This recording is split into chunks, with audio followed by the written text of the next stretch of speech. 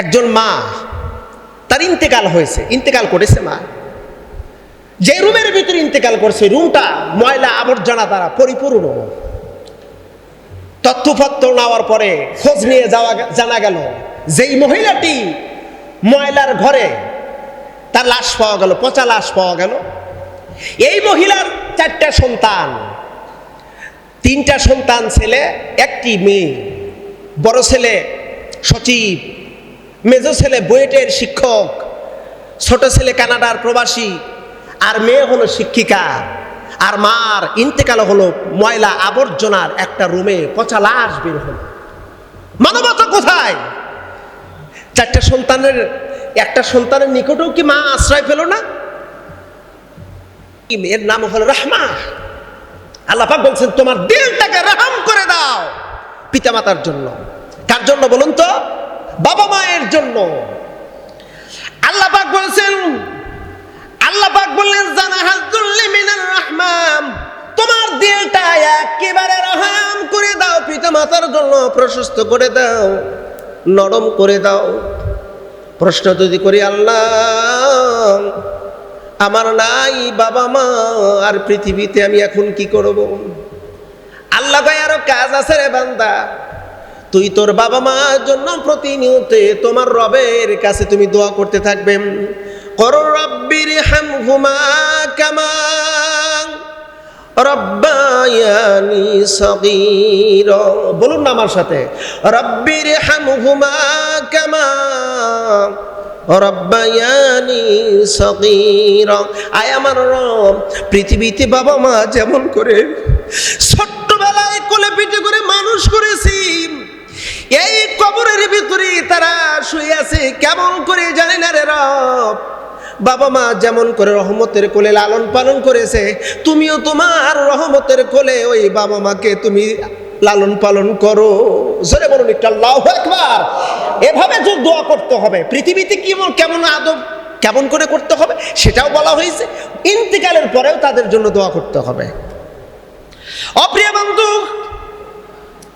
আল্লাহ পাক রব্বুল আলামিন বাবা মার জন্য, সন্তান বাবা মার জন্য, সন্তানদের জন্য, বাবা মার ক্ষেত্রে সন্তানদের জন্য জান্নাত প্রস্তুত করেছেন, আবার জাহান্নাম উন্মুক্ত রেখে দিয়েছেন।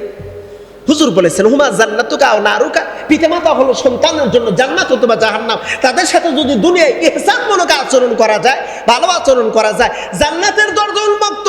তাদের সাথে খারাপ আচরণ করবে, তাদের জন্য জাহান্নামের দরজা উন্মুক্ত। আমরা লক্ষ্য করে দেখতে পাচ্ছি গত কয়েকদিন হলো সোশ্যাল মিডিয়াতে একটি ফটোকার্ড ঘুরপাক খাচ্ছে।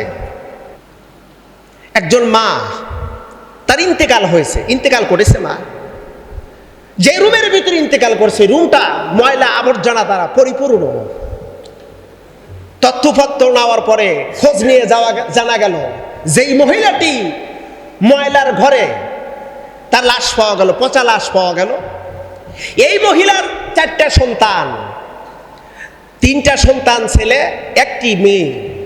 বড় ছেলে সচিব, মেজো ছেলে বুয়েটের শিক্ষক, ছোট ছেলে কানাডার প্রবাসী, আর মেয়ে হলো শিক্ষিকা। আর মার ইন্তেকাল হলো ময়লা আবর্জনার একটা রুমে, পচা লাশ বের হলো। মানবতা কোথায়? 4টা সন্তানের একটা সন্তানের নিকটেও কি মা আশ্রয় পেল না? আমি এরকম দৃশ্য দেখেছি কিশোরগঞ্জ আমি সেখানে দেখেছি বৃদ্ধাশ্রমে আফসোস, বৃদ্ধাশ্রমে শুধু যে সমস্ত বৃদ্ধা মহিলা এবং পুরুষ, অধিকাংশর খোঁজ নিয়ে দেখা গেছে এদের সন্তানগুলো হায়ার এডুকেটেড পারসন, বড় শিক্ষিত, বড় চাকরিজীবী, কিন্তু সন্তানগুলোর স্থান ওই বাবা মায়ের স্থান সন্তানগুলোর নিকটে হয় না, শেষ পর্যন্ত স্থান হয় বৃদ্ধাশ্রমে। হিসাব দেওয়ার কোনো সুযোগ নাই, হিসাব দিতে পারবে না। কিসের তোমার বাড়ি গাড়ি, কিসের টাকা পয়সা, কিসের শিক্ষা দীক্ষা, কিসের সচিব তুমি, কিসের তুমি বুয়েটের শিক্ষক, তুমি কানাডা প্রবাসী, তোমার মা ময়লা আবর্জনা ইন্তেকাল করলো, তোমার এই শিক্ষার 4 আনা পয়সার কোনো মূল্য নাই, নাকি আছে আপনাদের কাছে? কোনো মূল্য নাই। ও বন্ধু, হযরত লোকমান আলাইহিস সালাম তার সন্তানদেরকে নসিহত করতেছিলেন, সন্তানদেরকে নসিহত করতেছিলেন লোকমান আলাইহিস সালাম। লোকমান নসিহত করলেন, ওয়াসাইনাল ইনসানা বিওয়ালিদাইহি হামালাতুহু উম্মুহু ওয়াহনান আলা ওয়াহনি। ও আমার সন্তানেরা, পিতা সন্তানদেরকে নসিহত করতেছে, পিতা সন্তানদেরকে নসিহত করতেছে কিভাবে তুমি দুনিয়ায় চলবা। যদিও এখানে অসংখ্য কথা উল্লেখ করেছেন, আল্লাহ পাক বলেছেন লোকমান আলাইহিস সালাম তার সন্তানদেরকে উপদেশ দিচ্ছিলেন কয়েকটা বিষয় আল্লাহর কাছে এতই পছন্দনীয় হয়েছে, ওই উপদেশগুলো বিশ্বনবীর উম্মতের জন্য উপযুক্ত বলে মনে করে আল্লাহ পাকের নবীর উপরে আল্লাহ ওহী নাযিল করেছেন, ওই নসিহতগুলো নাযিল করেছেন।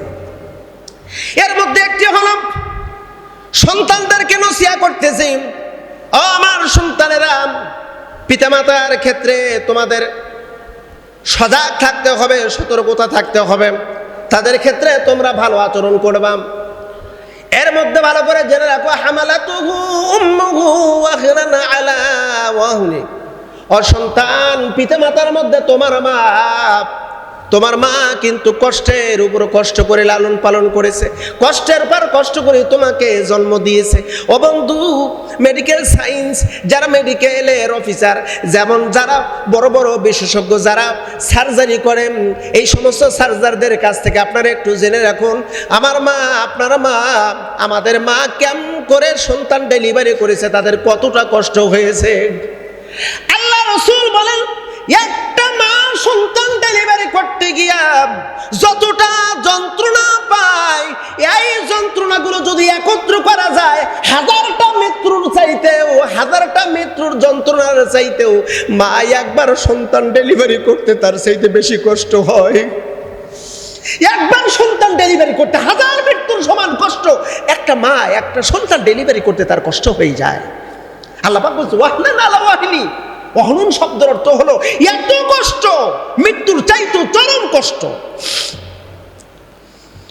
লক্ষ্য করে দেখুন, আমার আপনার মা সন্তান যেদিন পেটে ধারণ করলো, পেটে আসলো, ওই দিন থেকে মার ঠিক মতো খাওয়া দাওয়া হয় না, ঠিক মতো ঘুম পাড়তে পারে না। মার সন্তান যখন পেটের ভিতরে যত বড় হয়, মার তত কষ্ট দিন দিন বেড়েই যায়। 8 মাস 7 মাস 8 মাস থেকে আরো বেশি। ও বন্ধু, বাস্তবিক কথা, এই বিষয়টা আমাদের সকলের জানা আছে। মা ডেলিভারি রুমে যেদিন যায়, ডেলিভারি হওয়ার পূর্ব মুহূর্তে মার যে কত কষ্ট হয় এটা কেউ বলতে পারবে না, একমাত্র মা ছাড়া। মা ছাড়া কেউ বলতে পারবে না মার কত কষ্ট হয়। এই মা সন্তান ডেলিভারি করল, বেহুশ সন্তান, আমি আপনি ডেলিভারি হয়েছি, জন্ম নিয়েছি দুনিয়ায়, কান্না শুরু করেছি, আমার কান্নার মার জ্ঞান ফিরে আসলো। জ্ঞান ফিরে পাওয়ার পর একটু আগে এত কষ্ট পেয়েছে, ওই কষ্টের কথা মনে নাই। পাশের কোনো ব্যক্তি যদি থাকে, কোনো মহিলা বা কেউ যদি থাকে, দায়ী মহিলা থাকে, বলে দাও আমার কলিজার টুকরো সন্তানকে আমার কাছে দাও। কলিজার টুকরো সন্তানকে পাওয়ার সাথে সাথে মার যে এত কষ্ট হয়েছে, সব কষ্ট মুহূর্তের ভিতর ভুলে যায়। ও সন্তান, আমরা তো সবাই মায়ের পেট থেকে জন্ম নিয়েছি। দেখেন একটি চিন্তা ভাবনা করে কেমন আচরণ করতেছি মার সাথে, কেমন আচরণ করেছি, কেমন আচরণ করেছি।